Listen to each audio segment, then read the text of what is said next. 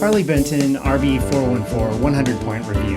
I had a full script written and edited for this video, but it was really long, nearly 5,500 words. Considering the script for my last video about this bass was just under 3,800 words, and it ran for 23 minutes, the full version of this video would have been well over a half an hour. This bass is not worth a half-hour review. It's not worth your time to watch, and it's definitely not worth my time to make. Instead, I'm going to try to keep this under 10 minutes, and then get to what I really want to be doing, which is making music with this bass. What's the deal with Harley Benton?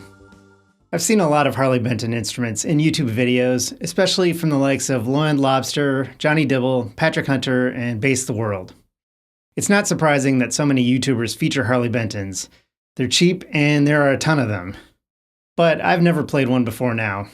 They're sold exclusively through Thomann Music, a German music retailer. Harley Benton is effectively Thomann's store brand. They're famous for both their impossibly low prices and for being better quality than those prices would suggest, which is not to say that they're great quality. Although this bass is advertised at around $220, Thomann doesn't offer free shipping.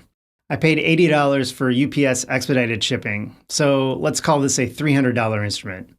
But that doesn't take into account tariffs. I'll put it simply. 2025 is a stupid time for someone in the US, like me, to order from Thomann.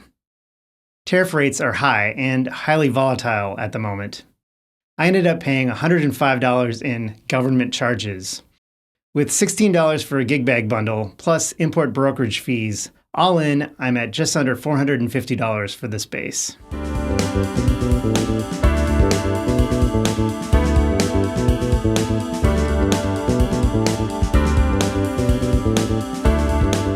"100-point review." If you haven't seen one of my earlier 100-point review videos, the idea is that I rate the bass on 10 criteria, giving each a score of 1 to 10. There are also up to 10 extra credit points available. And I have a price to score matrix to decide whether an instrument is worth it. Design. Before I talk about the design of this bass, I have to talk about the design that inspired it, the Rickenbacker bass. What can I even say about a Rick? I feel like it's the third most iconic electric bass design of all time. Plus, it has certain whimsical elements that the more subdued Fender styles lack. But are those good elements? There's the quirky headstock, the triangular block inlays, the odd curves and extended horn of the upper part of the body, the mismatched pickups, one of which still comes with a cover plate over the strings like it's the 1950s, the odd pickguard, the monstrous bridge, 4 knobs, and of course, the stereo Rico sound dual output jacks.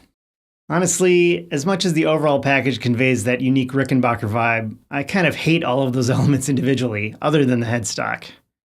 To avoid a trademark lawsuit, Harley Benton has had to change the one thing I truly like about the Rickenbacker look. They've also changed the body shape in a way that I think is a big improvement. The two halves are a bit more symmetrical, the top curve looks more natural, and yet it still has the distinctive hooks.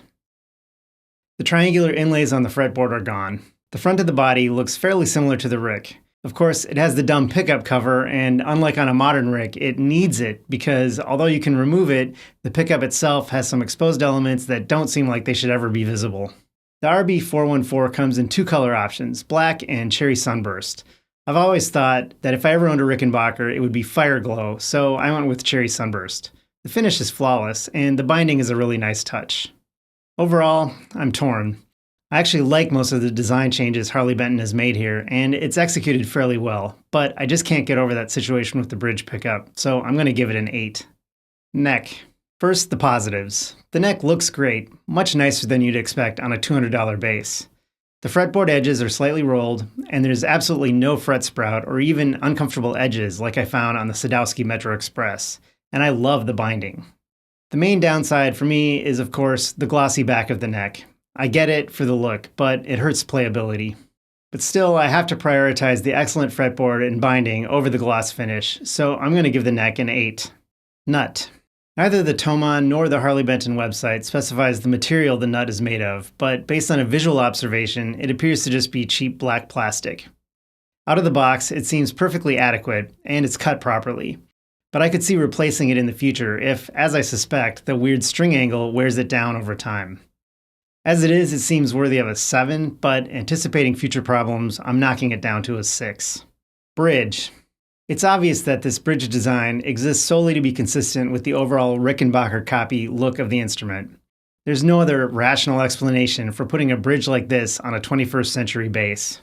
I went into this in much more detail in my earlier tinkering and tweaking video, but the bridge design with small floating barrels that are easy to lose when the strings are off, and all of the saddles on a single bar without individual height adjustments is awful.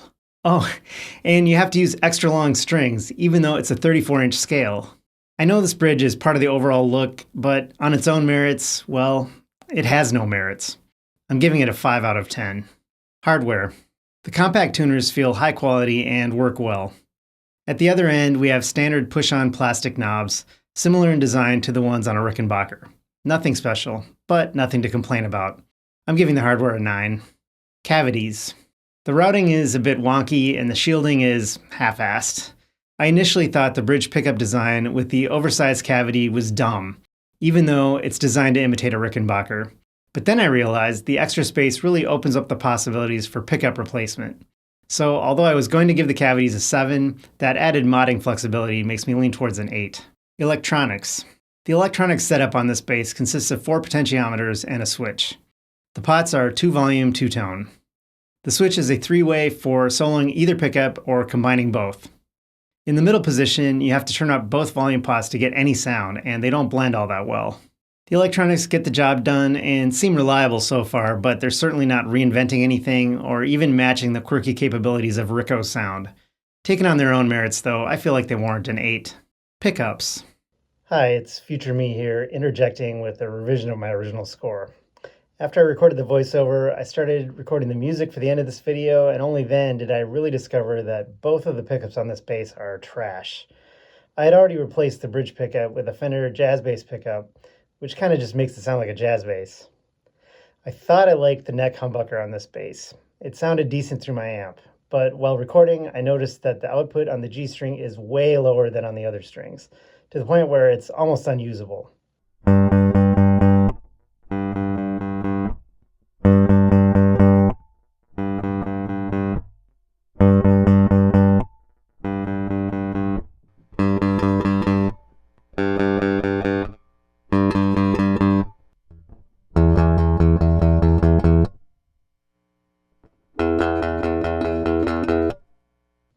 I initially gave the pickups a combined score of 6, but I'm revising that to a 4.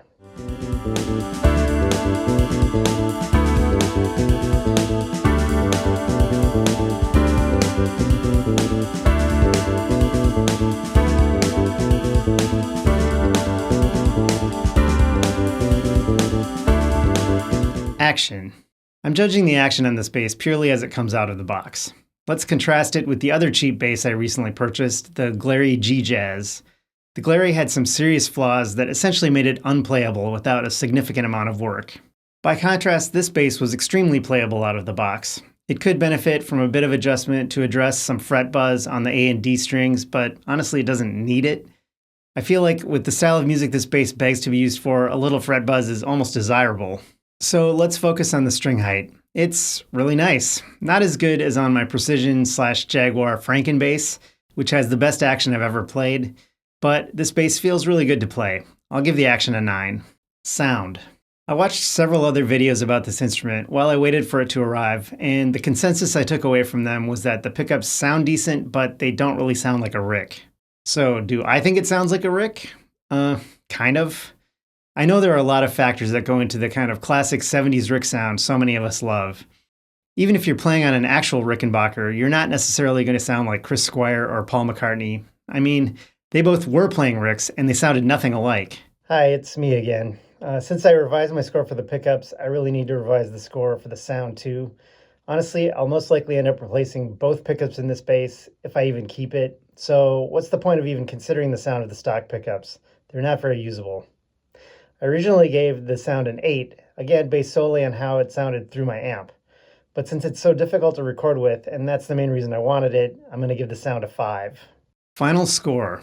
Time to tally things up. Design, 8. Neck, 8. Nut, 6. Bridge, 5. Hardware, 9. Cavities, 8. Electronics, 8. Pickups, 4. Action, 9. Sound, 5. Our revised total is 70. Extra credit. I offer up to 10 extra credit points, 2 to 5 points for an included gig bag, 2 points for shipping with flat wound strings, or at least strings I don't want to immediately replace, and 1 to 3 je ne sais quoi points for ineffable qualities that just appeal to me. When I ordered, Thomann steered me towards a bass plus gig bag bundle. The gig bag only added $16 to the total, so I got it, and I'm going to consider it included.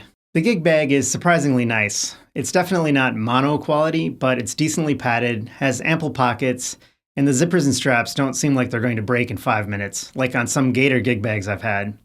I'm going to give it a 3. Obviously, no flats here, although if this had shipped with some brand name rounds that I didn't want to replace, I'd give it those points.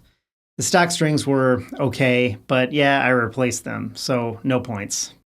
On to je ne sais quoi. I struggled a bit here. The idea of owning a usable Rickenbacker copy for 1/10 of the price of the original is worthy of full marks, but it's not an exact copy, and I didn't actually get it for 1/10 of the price. Then again, as noted, I actually like most of the aesthetic changes more than a real Rick, so I'm going to give it 2 points. Altogether, we have 5 extra credit points, bringing the final score to 75 out of 100. Is it worth it? It feels like there are 3 ways to price this bass. If we're looking just at the advertised price on Thomann's webpage, it's $222. That puts it in my lowest, under $300 category, demanding a score of 80. A better comparison would be to include the shipping costs to make the overall purchase price comparable to what I'd pay from Sweetwater or Guitar Center. There, we're at about $320, which bumps it up a level and demands at least an 83. Then again, if we factor in the tariffs and import fees, the actual final price I paid was about $445. There we need to land an 85. So, is it worth it at the full price I paid? No. But Is it worth it, tariffs aside? no. Even in normal times, a Harley Benton from Thomann Music is probably not worth buying. At least not unless you plan to mod it extensively, but definitely in 2025, if you live in the United States, a Harley Benton is not a good deal. Do I regret buying this bass? Maybe a little, but not really. As someone who loves to tinker, it's a fun instrument to add to the collection. But if you're a beginner looking for an inexpensive instrument to learn on, I would strongly recommend buying a Squier from a US retailer instead. As always, if you enjoy my nonsense, please like and subscribe, and check out the links below for other ways to support the channel. Thanks! And now, here's Suspension of Disbelief, Part 5, Bridging the Darien Gap.